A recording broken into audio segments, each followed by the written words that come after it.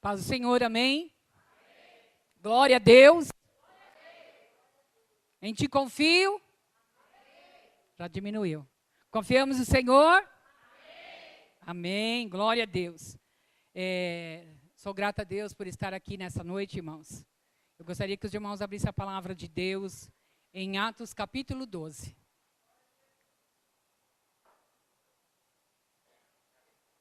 Não. Sou humilde, pastor. Quero água mesmo. Não, eu prefiro essa aqui. Amém, irmãos? Os irmãos acharam? Quem não achou, fala glória a Deus. Todo mundo achou? Então vamos ler. Nossa, tem gente abrindo a Bíblia, aí não falaram nem glória a Deus. Atos capítulo 12. Depois de João. Eu faço assim, pastor, ó. Irmãos, vamos lá.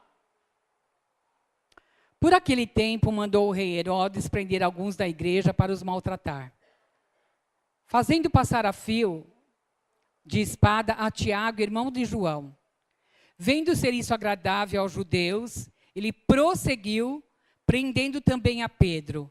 E eram os dias dos pães asmos. Tendo feito prender, lançou-o no cárcere, entregando a 4 escoltas de 4 soldados cada uma, para o guardarem, tencionando apresentá-lo ao povo depois da Páscoa.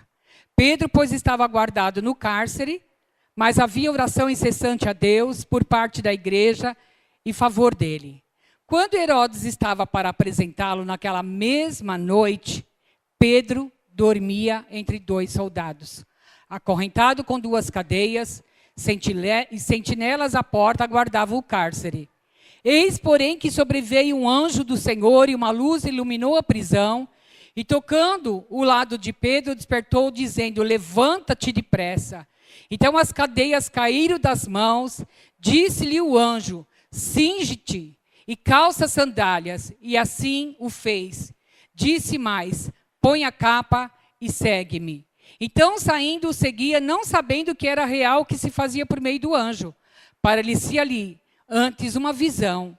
Depois de terem passado a primeira, a segunda sentinela, chegaram ao portão de ferro, que dava para a cidade, qual se lhe abriu automaticamente, e saindo, enveredaram por uma rua, e logo adiante o anjo se apartou dele. Então o Pedro, caindo em si, disse: agora sei verdadeiramente que o Senhor enviou o seu anjo e me livrou da mão de Herodes e de toda a expectativa do povo judaico. Deixa eu só achar um negocinho aqui. Peraí, irmãos. Eu quero achar aquele versículo que fala da casa de Maria. Que eu não marquei. Peraí.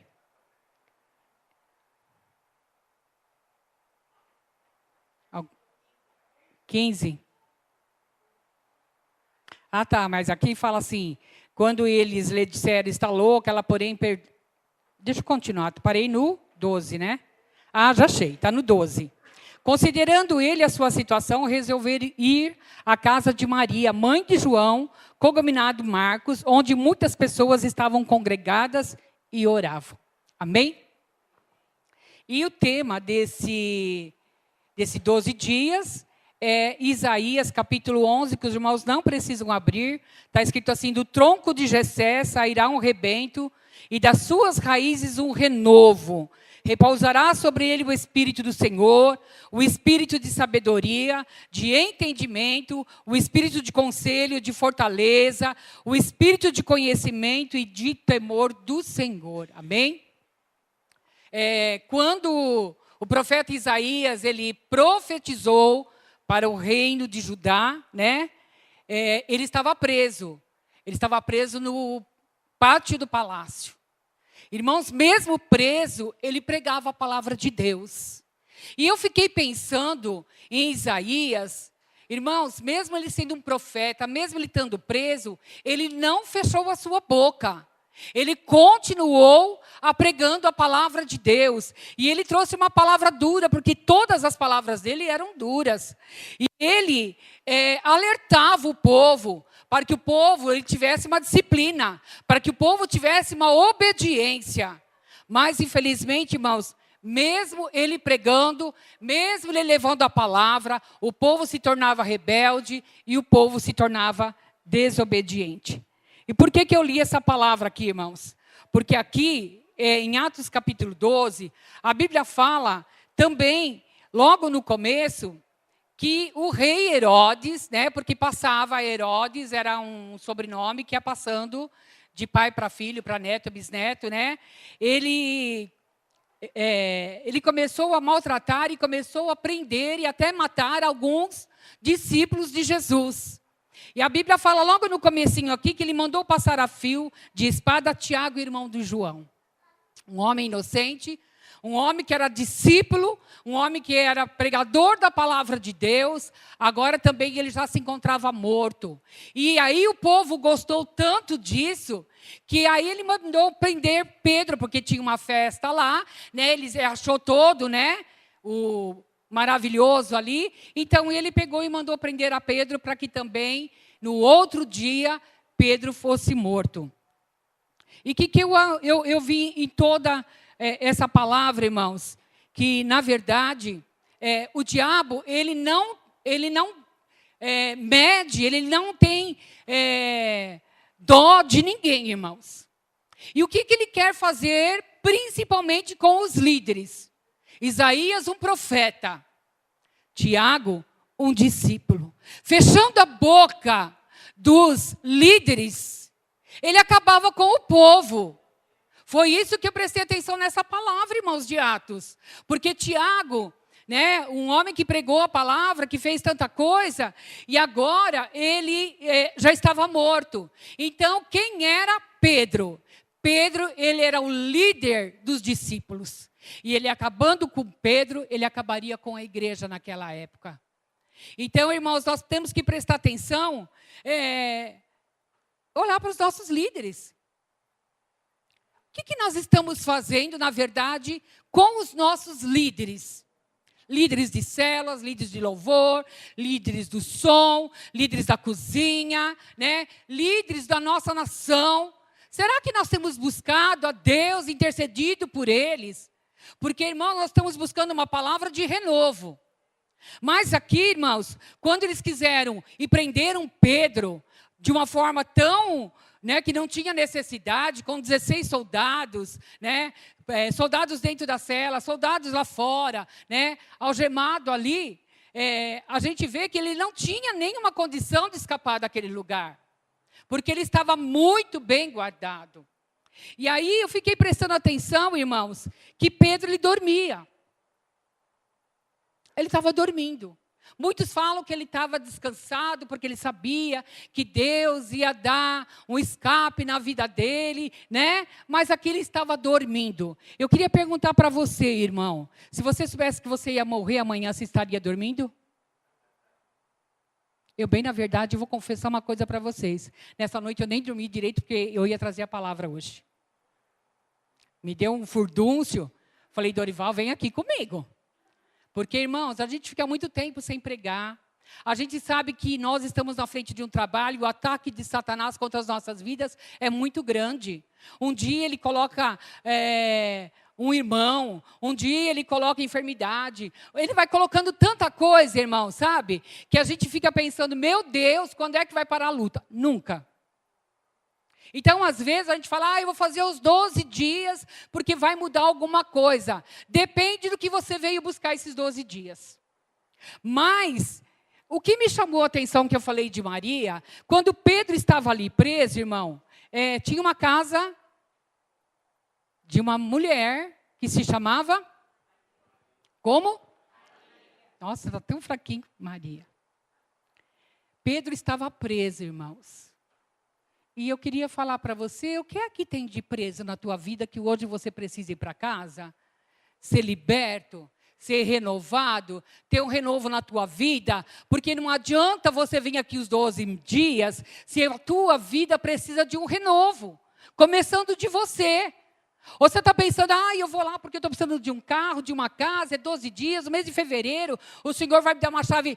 O Senhor até pode dar, irmãos. E Ele tem para dar. Ele é super poderoso. Ele é o quê, pastor? Ele pode dar. Mas eu queria falar para os irmãos, o que é que tem prendido a tua vida? Que você não consegue se libertar dessas cadeias que está na tua casa, na tua vida, na tua família, e você tem pedido para o Senhor, e tem pedido e tem clamado a Deus, mas parece que essa bênção nunca chega. Parece que está tão longe. E Pedro dormia. Pedro dormia. E às vezes nós estamos igualzinho Pedro. Está a situação, está um reboliço, está um furdúncio na nossa casa, na nossa vida, no nosso trabalho, no nosso ministério, na nossa finanças. E nós continuamos dormindo.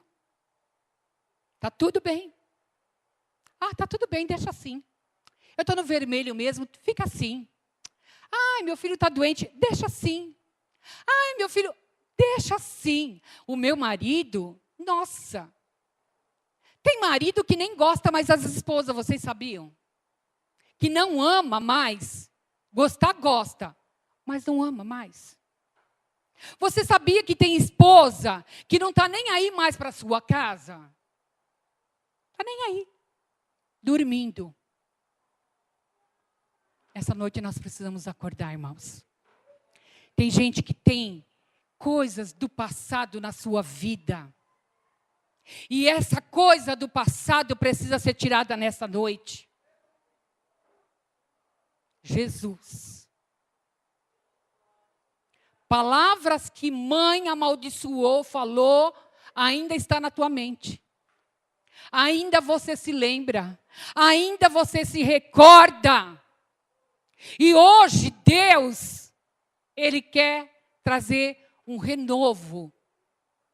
Sabe o que é um renovo? Começar tudo outra vez. Começar coisa nova na tua vida. Você sabe que quando os irmãos da casa de Maria, vocês não vão esquecer mais da irmã Maria. A irmã Maria é a tua casa. Eles, os irmãos que estavam ali com ela, ninguém ficou com medo.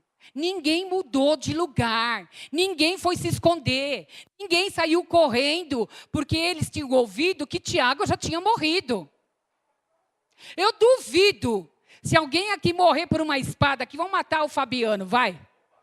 Eu quero saber se amanhã tem culto, se alguém vai aparecer aqui na igreja. Vai? Vai? Irmãos, nós não vamos. E a Bíblia não fala, irmãos, que por nenhum momento eles fugiram, eles se esconderam, eles murmuraram, porque o que Deus mais detesta é crente que murmura. Você sabia? E às vezes nós murmuramos de tudo. Nada está bom. Nada está bom. Às vezes você tem o melhor, mas nada está bom. O que é que essa igreja foi fazer juntos? Cantar o hino da vitória. Eles foram se unir, irmãos. Eles foram buscar Deus, porque eles sabiam que a resposta, que a vitória da igreja, a vitória de Pedro, estava na oração, um joelho dobrado, um louvor cantado, uma oração de coração, de verdade. Não é de 2 minutos. Porque o que crente mais tem na vida é preguiça de orar. E depois quer ter vitória. Ou vocês estão pensando que as bênçãos caem do céu assim, de mão beijada? A minha mãe falava. Está pensando que dinheiro cai do céu? É de mão beijada, minha mãe falava, que não podia pedir dinheiro para ela. Irmãos, Maria, ela fez da casa dela um lugar de busca de poder, porque ela sabia que o milagre dela estava no joelho dobrado, junto com aqueles irmãos, com sinceridade de coração, buscando a presença de Deus. E Deus ouviu o clamor daquele povo.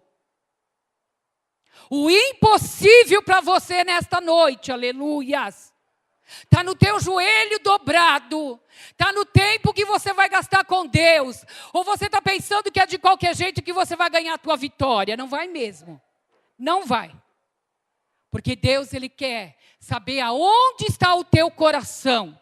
Porque a Bíblia diz, onde está o teu coração, aí está o teu tesouro. Onde está o teu tesouro, aí está o teu coração. Muitas vezes nós temos gastado tempo com outras coisas, irmãos, que não agrada a Deus. Eu queria que você olhasse para a sua vida e ver aonde está a tua fraqueza, aonde está a tua falha, para você poder nessa noite se consertar e falar para Deus, Deus, eu preciso tomar uma decisão. Porque nós estamos falando agora de igreja, irmãos. Porque a gente só vem buscar esses 12 dias para nós. Para benefício nosso. Eu vou falar uma coisa para vocês. A igreja começou na minha casa. Essa igreja começou na minha casa. Eu dava aula para as crianças de escola dominical no domingo de manhã. E na segunda-feira eu comecei a fazer um culto à tarde. Eu estava me lembrando ontem à noite, que eu tinha uma escada que era daquela borracha preta que tinha na porta antigamente. E às vezes eu estava terminando de limpar e eu precisava tomar banho correndo, porque as pessoas já estavam chegando. Eu ia buscar algumas. E umas já vinham chegando. Eu me lembro que um dia meu joelhinho estava os dois pretos, irmão, porque aquela borracha solta uma tinta, né? E eu encerava também. E eu coloquei uma saia comprida para que ninguém visse. Eu ia buscar, irmãos, as senhorinhas de idade, de casa em casa, para assistir o culto. E o mais interessante de toda essa história é que eu não pregava. Que eu quase não prego. Então eu esperava meu marido chegar de macacão, cantava os hinos, cantava hino da harpa, cantava corinha, batia palma, dava testemunho, né? A gente fazia qualquer coisa, esperava o pastor chegar para pregar. Às vezes era o pastor Sadi, às vezes era o pastor João de Cangaíba. E eu me lembro que um dia o pastor Sadi pregou essa palavra na minha casa. E a igreja, Restauração em Cristo, começou na minha casa, irmãos. Através desses cultos que depois, vocês não sabem o que Deus fez. Nós passamos esse culto da tarde para a noite. A rua ficava lotada de carro. A irmã Vanilda é do tempo que elas iam na minha casa, porque a minha casa tinha 3 ou 4 degrauzinhos, eu me lembro, tinha uma área, uma sala pequenininha, tinha o quarto das crianças pequeno, descia 13 degraus, 9 degraus, ia para a minha cozinha, e tinha um corredor de fora a fora e tinha garagem. A minha casa ficava inteira, cheia de gente. Cheia de gente. A igreja Restauração começou lá. Eu falei, a minha casa é chamada Casa de Maria. Irmãos, olha o que surtiu de efeito de uma casa, de uma porta aberta para a palavra de Deus. Você tem noção disso? Quantas almas você ganhou ano passado para Jesus? Quem ganhou mais de 5 almas aqui? Levanta a mão.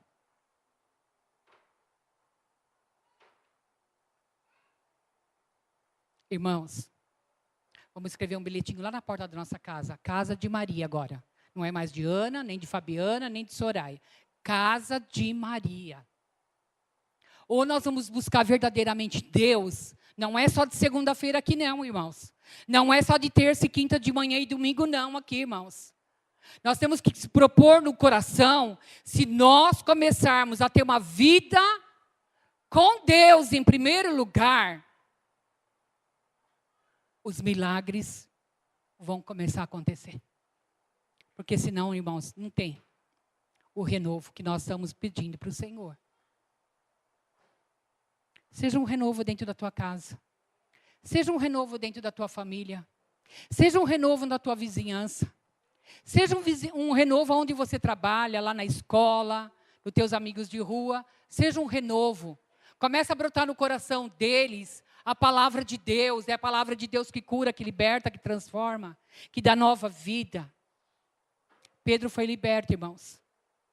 Deus fez ali, mandou um anjo.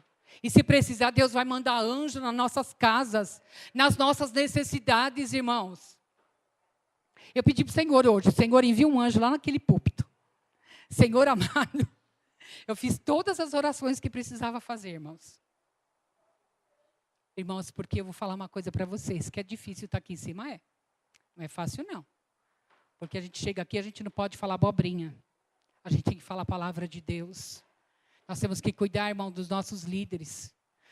Deus deu uma libertação grande para Pedro, porque Deus tinha uma obra. A Bíblia diz assim, que Pedro é pedra, e Deus ele ia edificar a igreja. E o Pedro ia ser o líder.